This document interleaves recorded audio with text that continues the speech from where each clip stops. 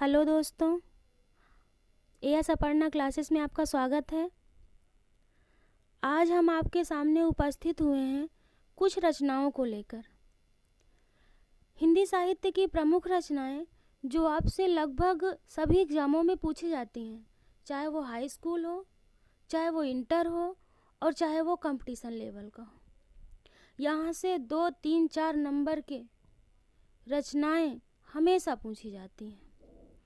आओ आज हम पढ़ते हैं हिंदी साहित्य की प्रमुख रचनाएं। पहली रचना है सुमित्रा नंदन पंत की। पहली रचना हम किसकी पढ़ने वाले हैं? सुमित्रा नंदन पंत की। सुमित्रा नंदन पंत को प्रकृति का सुकुमार कवि भी कहा जाता है। क्या कहा जाता है? प्रकृति का सुकुमार कवि। किसे कहा जाता है? सुमित्रा नंदन पंत को। क्यों कहा जाता है? क्योंकि इनकी रचनाओं में प्रकृति का बहुत सुंदर चित्रण देखने को मिलता है। इनकी एक रचना है कला और बूढ़ा चांद, बहुत पूछी जाती है।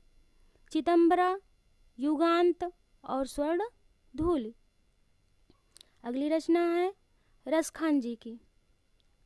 रसखान जी एक मुस्लिम कवि हैं, लेकिन मुस्लिम कवि होते हुए भी इन्होंने हिंदी को अपनाया, हिंदी साहित्य को अपनाया और हिंदी साहित्य में श्री कृष्ण को लेकर इन्होंने उनकी बाल लीलाओं का वर्णन, उनके राधा और कृष्ण की कहानी का वर्णन बहुत ही अच्छे तरीके से किया है।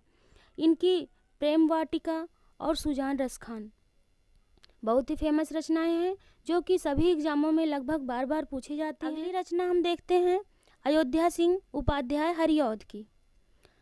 इन्हें कवि सम्राट और हरिऔध की उपाधि मिली है, अर्थात इनका उपनाम है। इनकी एक रचना है अधिकिला फूल, प्रिय प्रवास, रस कलश और वैदेही वनवास, जो कि एग्जाम में बहुत इंपॉर्टेंट मानी जाती है और बार बार पूछी जा रही हैं। अगली रचना हम देखते हैं सुभद्रा कुमारी चौहान की। सुभद्रा कुमारी चौहान की एक रचना झांसी की रानी, मुकुल, त्रिधारा, बिखरे मोती। अगले कवि हैं मैथिली शरण गुप्त। मैथिली शरण गुप्त प्रथम राष्ट्र कवि के नाम से मैथिली शरण गुप्त जी को जाना जाता है। मतलब इन्हें हम प्रथम राष्ट्र कवि के नाम से भी जानते हैं। इनकी रचना भारत भारती, साकेत, जयद्रथ वध और यशोधरा बहुत इंपॉर्टेंट रचनाएं हैं, बार बार एग्जाम में पूछी जा रही हैं। अगली रचना हम देखते हैं हरिवंश राय बच्चन की। हरिवंश राय बच्चन को हालावादी कवि भी कहा जाता है। इनकी रचना है मधुशाला, मधुकलश, निशा निमंत्रण, क्या भूलूं क्या याद करूं। क्या भूलूं क्या याद करूं तो बार बार पूछी जा रही है। अगली रचना है सूरदास। सूरदास जी को वात्सल्य रस का सम्राट भी कहा जाता है, क्योंकि इन्होंने श्री कृष्ण और यशोदा जी के माता और पुत्र को लेकर अपनी रचनाओं में बहुत सुंदर वर्णन किया है। सूरसागर इनकी पहली रचना है। सूर पचीसी, सूर सारावली, साहित्य लहरी। सूर सारावली नहीं होता, होता है सूर सारावली। इन्हें भावाधिपति भी कहा जाता है, अष्टछाप का जहाज भी कहा जाता है। अगली रचना हम देखते हैं मलिक मोहम्मद जायसी जी की। मलिक मोहम्मद जायसी की पद्मावत, अखरावट, कहरनामा और आखिरी कलाम। सबसे ज़्यादा इम्पॉर्टेंट है पद्मावत, अखरावट और आखिरी कलाम। अगली रचना हम देखते हैं प्रेमचंद। प्रेमचंद की रचना गोदान, निर्मला, कफन, सेवा सदन। सबसे ज़्यादा इम्पॉर्टेंट इसमें है सेवा सदन, गोदान और कफन। अगली रचना हम देखते हैं महादेवी वर्मा की सांदगीत, देव सिपखा, अतीत के चलचित्र, निहार। इनकी और भी रचनाएं हैं, आइए हम देख लेते हैं। नीरजा, रश्मि, मेरा परिवार, यामा। नीरजा और यामा और रश्मि इनकी अत्यधिक महत्वपूर्ण रचना है। इन्हें हम आधुनिक युग की मीरा के नाम से भी जानते हैं। अगली रचना हम देखेंगे धर्मवीर भारती की। धर्मवीर भारती की सूरज का सातवां घोड़ा, गुनाहों का देवता, अंधा युग, ठेले पर हिमालय। इनकी सबसे ज़्यादा इम्पॉर्टेंट रचना है सूरज का सातवां घोड़ा और गुनाहों के देवता और अंधा युग। अगली रचना हम देखते हैं भारतेंदु हरिश्चंद्र।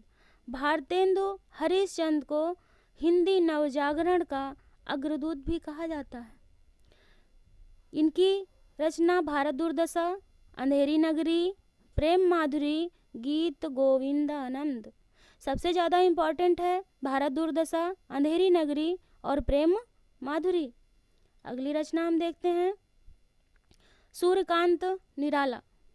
सूर्यकांत त्रिपाठी निराला। इनकी फेमस रचना नए पत्ते, आराधना, जूही की कली, सरोज स्मृति। सरोज स्मृति को इन्होंने अपनी पुत्री की, इनकी पुत्री का नाम था सरोज, और उन्हीं की याद में इसकी रचना की थी। और ये बहुत ही इम्पॉर्टेंट रचना है सरोज स्मृति, जो कि हमेशा पूछी जाती है। जूही की कली अत्यधिक पूछी जाने वाली रचना है। अगला हम देखते हैं इनकी अनामिका, बहुत फेमस रचना है। कुकुरमुत्ता बहुत बहुत वेरी वेरी इम्पॉर्टेंट रचना है कुकुरमुत्ता। राम की शक्ति पूजा, ये भी बहुत पूछे जाने वाली रचना है और इन्हें हिंदी का महाप्राण भी कहा जाता है। आचार्य रामचंद्र शुक्ल। इनकी रचनाएं रसमीमांसा, मीमांसा है, मीमांसा, जायसी ग्रंथावली और त्रिवेणी सबसे ज़्यादा पूछी जाती है। इनकी एक रचना चिंतामणि, क्या है?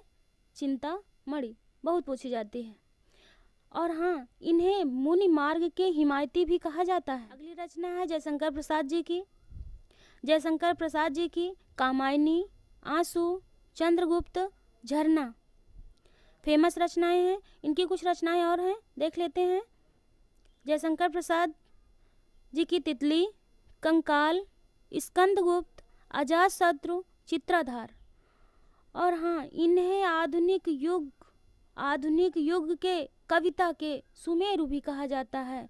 छायावाद के जनक भी कहा जाता है, छायावाद के प्रवर्तक भी कहा जाता है, छायावाद के प्रवर्तक भी कहा जाता है। अगली रचना देखते हैं रामधारी सिंह दिनकर।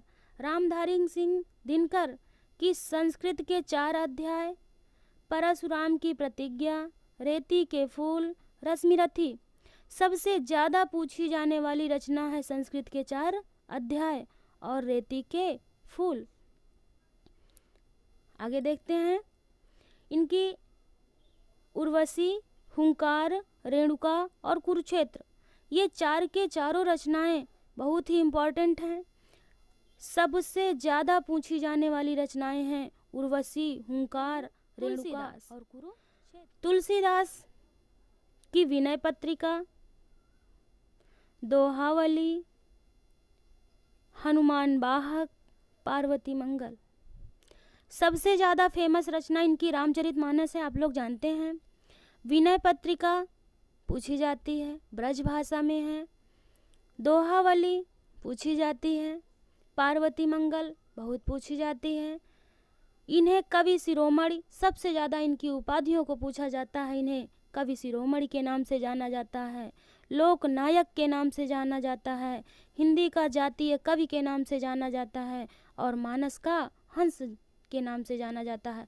सबसे ज़्यादा पूछा जाता है मानस का हंस किसे कहा जाता है, तो तुलसीदास जी को। आगे देखते हैं कालिदास। इनकी भी रचनाएं पूछी जाती हैं। इनकी एक रचना है मालविकाग्निमित्रम, मेघदूत, अभिज्ञान सबसे ज़्यादा पूछी जाती है, अभिज्ञान शकुंतलम, रघुवंश। फिर मिलेंगे और कुछ इम्पोर्टेंट रचनाओं के साथ। आज के लिए बस इतना ही। Thank you.